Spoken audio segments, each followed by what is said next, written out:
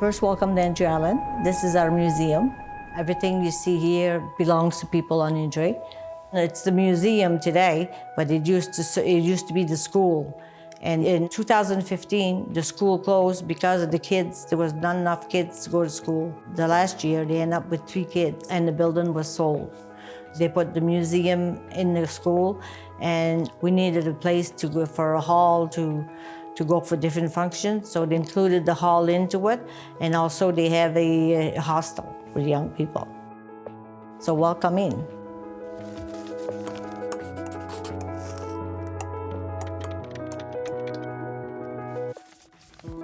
So Entry Island, to me, is what the Magdalen Islands were in the 70s and 80s, before the big influx of the tourism industry. It's really kept its quietness, it's kept its charm over the years. And the creation of that project really brings vitality to an island that has the particularity of being doubly isolated, because it's the only island that is not attached to the rest of the archipelago of the Magdalen Islands. Entry Island is an English community. Today, it's an English community about 55, 60 people. A lot of people come to Entry Island naturally. It's like a park, but everybody wants to go to the top of the big hill, because the top of the big hill is the highest peak in the Magdalen Islands. We estimate that in 2023, around 4,000 visitors came to Entry Island.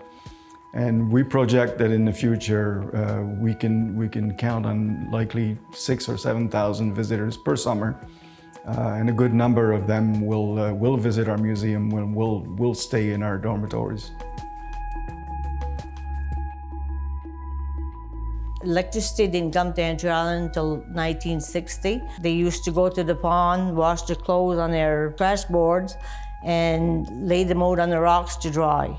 Years ago, there used to be ice on the island every year. This picture here is in the middle of the way to Avrobear. Years ago, there was always a bridge when it was so cold, and people used to travel on the horses, skidoos, anything at all. So obviously the population of Entry Island was first and foremost. They were consulted, they had a referendum, their input was vital to the project, because every resident of Entry Island came through this place. So the building has some sort of attachment to the entire population here on Entry. The project was funded by different levels of government, provincial, municipal, and as well as federal government. A variety of other organizations and private donations. We held the official inauguration of the building and the museum in the middle of July 2023.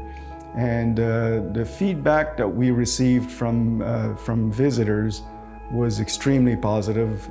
There's already a bit of vitality happening, and there's more and more youth that start businesses and that get involved in the community here on Entry.